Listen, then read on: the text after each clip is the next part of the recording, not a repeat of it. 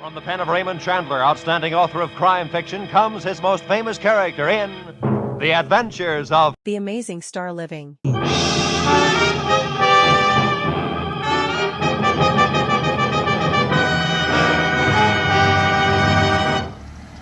Later, baby.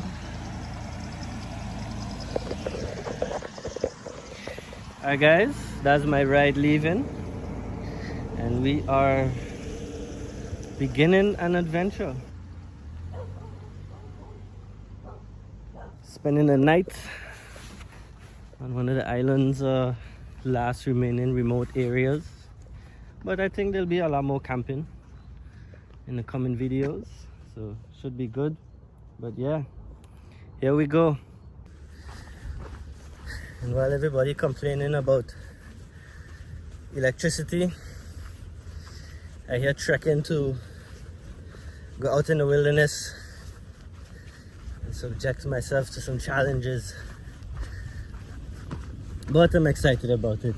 In the beautiful Point Blanche area, you see the coastline,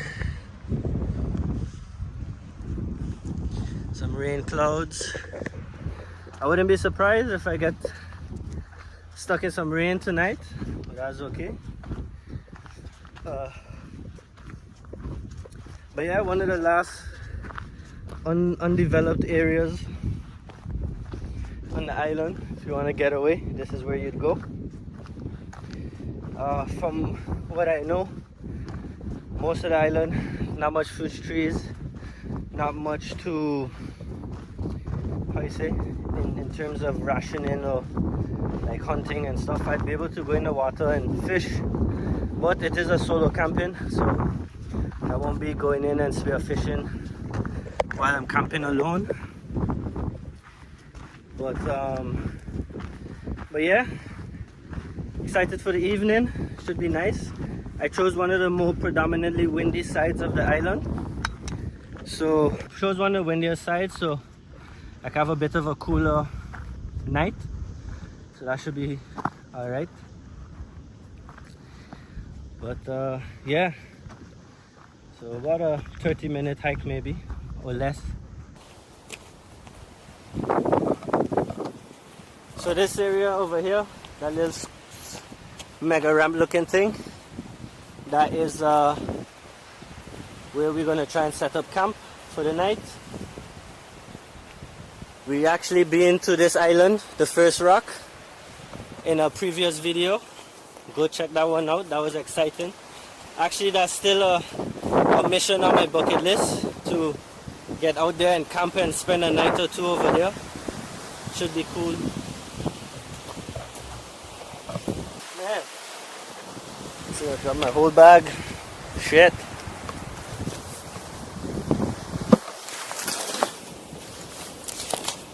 Where you hook up on now?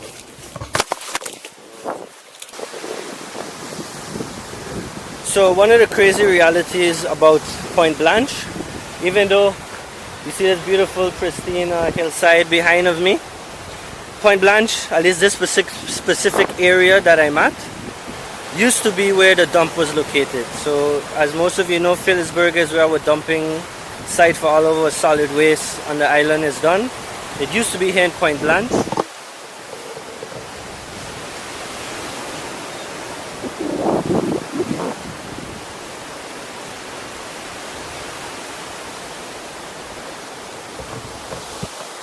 So below me is a bunch of garbage.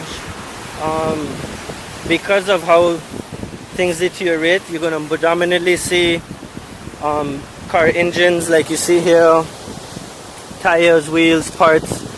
On the back side, you're going to see massive boat engines and industrial machinery that have just taken time over decades to rot and deteriorate, but you can still tell what it is.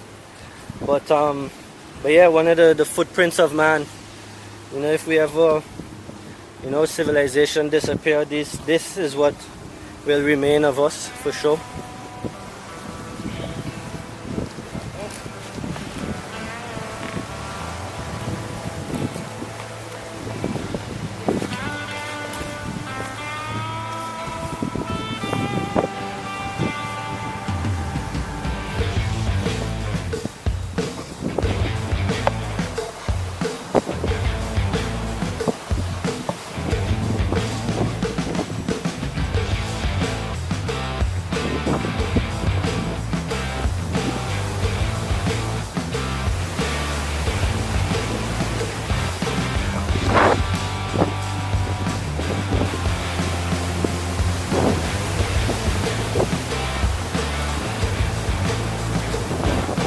much room for error.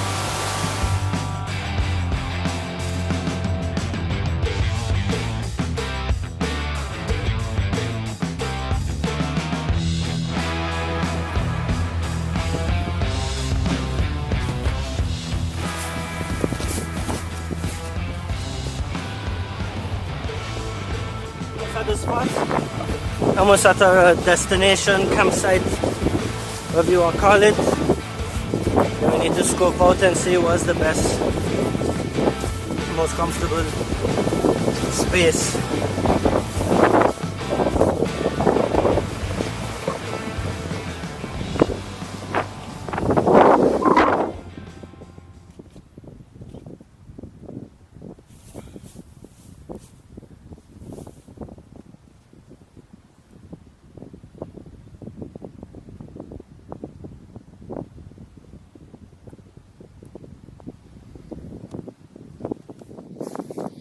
Obviously we're camping. Obviously we're camping. So first priority, get camp set up, find our spot, and then we can explore and venture out and that kind of stuff. So yeah, time to set up camp.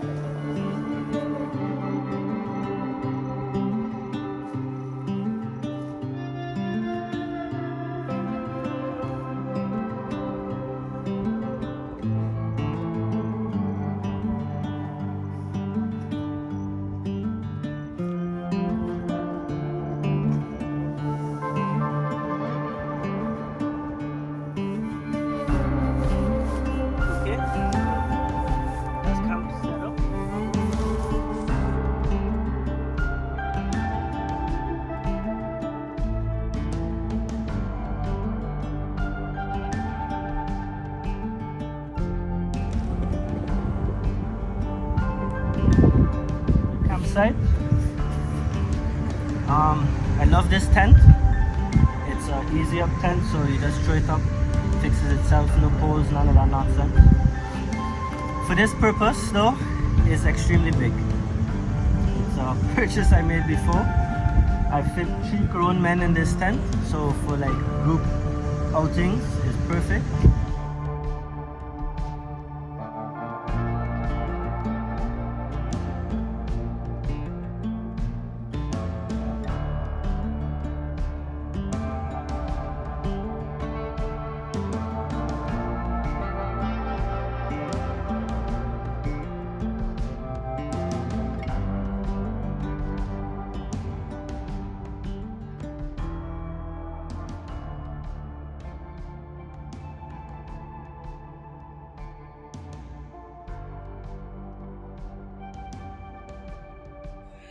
So as far as concerns go when it relates to camping out here, I think the only thing I'm really concerned about is people. Because it's a secluded area and the weather is predominantly nice at the moment, there is potential for maybe drug drop-offs or human smuggling. There's some kind of a beach, like a rocky beach just down the way.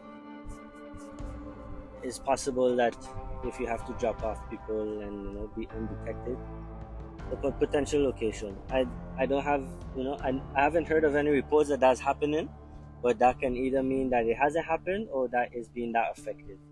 So my main concern is I'm out there in the night and people come. So I decided to come and stay further up the hill because the main trail is down below. Yeah, I'd prefer to have some time if somebody's walking up to either notice them or hear them, and then I have the whole hill behind of me as a means of escape if I need to escape from anybody. So that's at least the thought process about why I chose this location other than lower down in the flat areas. I also by myself, if it was a group of me, then I'd be a little bit of a different opinion. But I think I know, not too bad of a location. And in the morning, I'm gonna get a beautiful sunset view, so that's gonna be cool.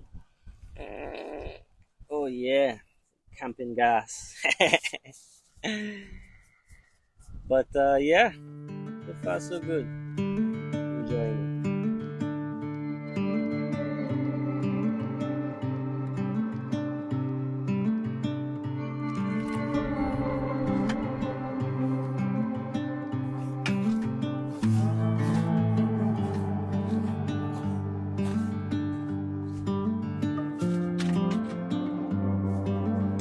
It's going to be relatively simple, as you would expect camping meals to be. That's what we got, so that's what we're gonna work with. Have some oats in the morning, the plate and stuff. We need that really. So then I do have a few slices of avocado. So for the most part, I think we're gonna be eating pretty good. I'm happy with this tree setup. To block out the wind. Alright, so water, get some weight,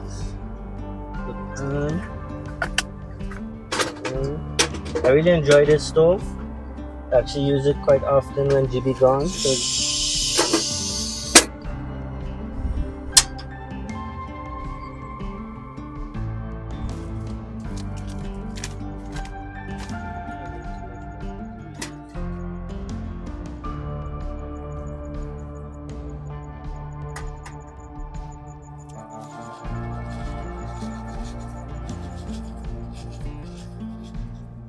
Give a little dash of salt.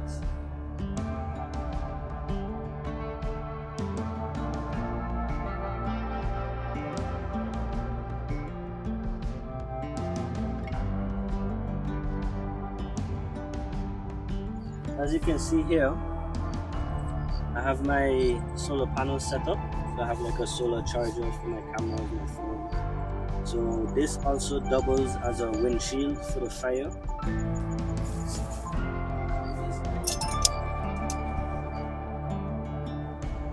See the fire nice and consistent. So this will do two things. This will give me a better fire to cook with. Also save me gas. So is the fire not fighting to stay alive? It can stay smooth and consistent. So I found a really nice spot with this tree. So I'm happy. Cooking away.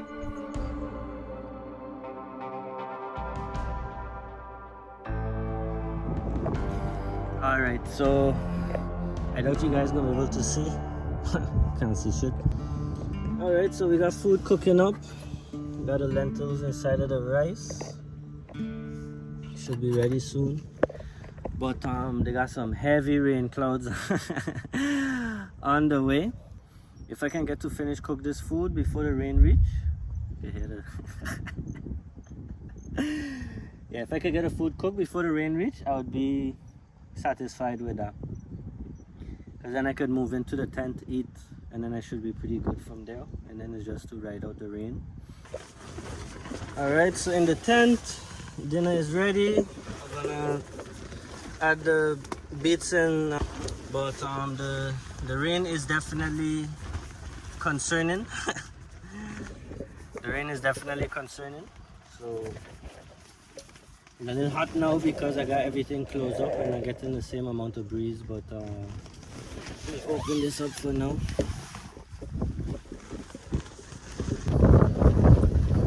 Not gonna lie, and that flashback.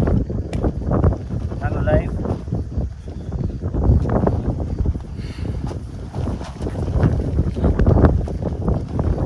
Just scared. Got lightning there and the thunder. I'm a little nervous.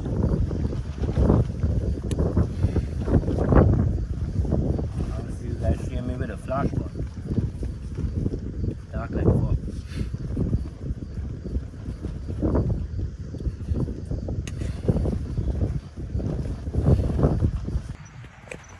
Alright, so good news is I think the rain will hit, the wind blow it, out more to Sabre. So very grateful. So I'll open up the tent so I could get some more airflow, and then chill out, relax, maybe listen to a podcast. Just enjoy the peace and quiet. A lot of light pollution though, coming from like the neighborhood and stuff, so it's not as dark as I initially thought it would have been, but it's still, time it is now 7 o'clock on the dot. So we'll see. Talk too soon. Just started to drizzle a little bit. Let's see.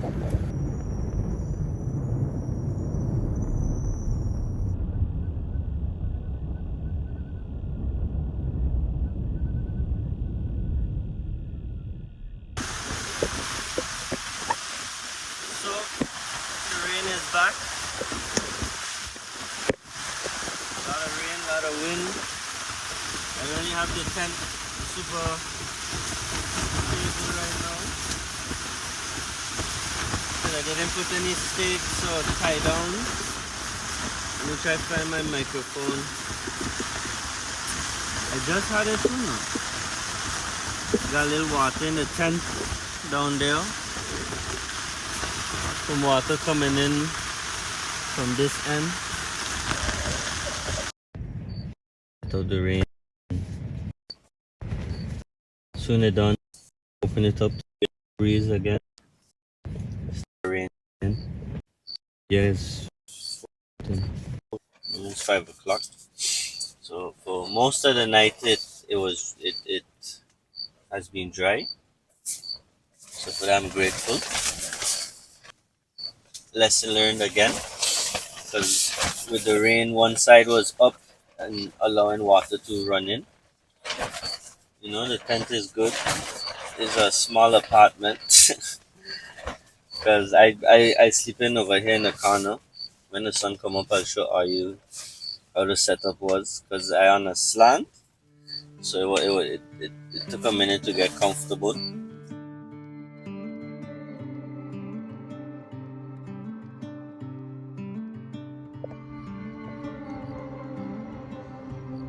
Sun is rising.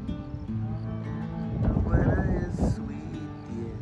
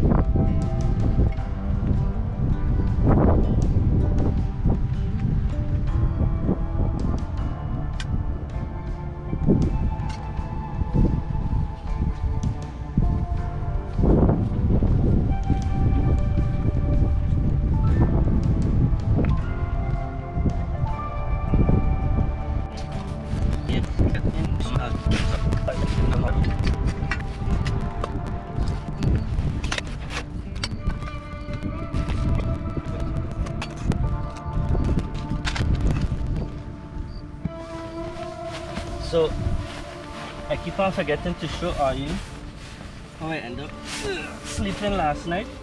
So I put the rock here, I scoot myself inside. They have another rock right here so I could lock my elbow, and then I put my sleeping bag on my towel, and I end up sleeping like this because the hill's so steep that I couldn't, like, if I had just lay down in the middle, I like slide in a little bit. So I had to find a way to lock myself in so I didn't have to slide. So I would literally, because on the floor my leg would get there and get uncomfortable, so then I would end up sleeping like this, and then when that get uncomfortable I end up rolling this way. So I was using the rock the whole time like a saddle to stay in position throughout the night. But yeah, that's camping, you know. You gotta improvise. You end up in the situations you put yourself in, and you gotta see, you know, what's the option. So you stay on your toes, stay vigilant, stay open-minded, stay creative. So in hindsight, being on the hill maybe safety-wise was the better choice, but it's definitely I compromised on comfort, because if I was in the flatter areas I could have just laid down like normal. But these are the things I took into consideration while on this adventure.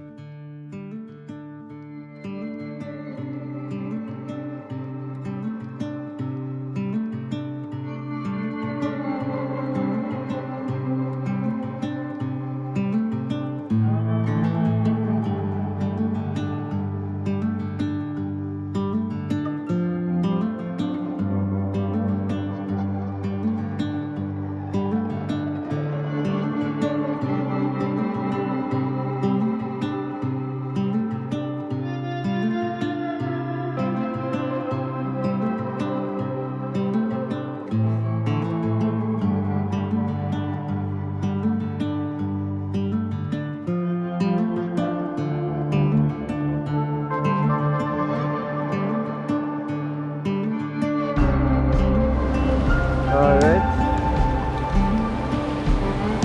natural pool. We'll jump in for a swim, cool off before my hike out.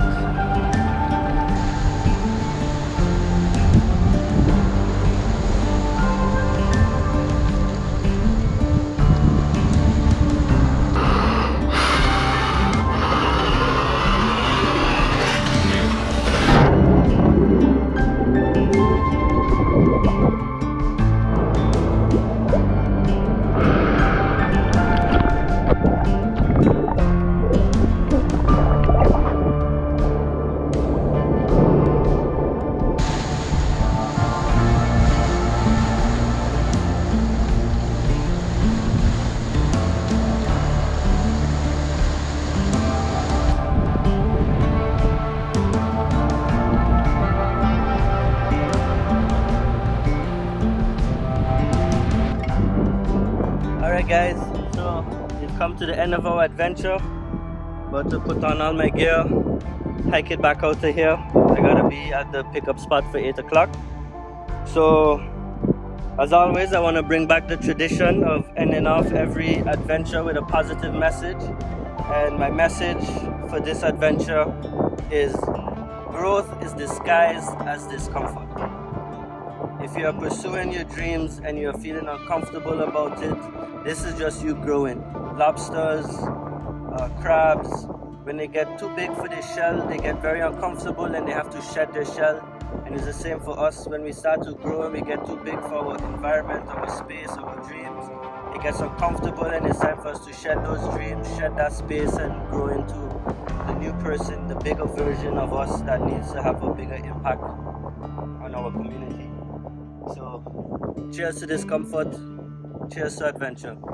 See you next time.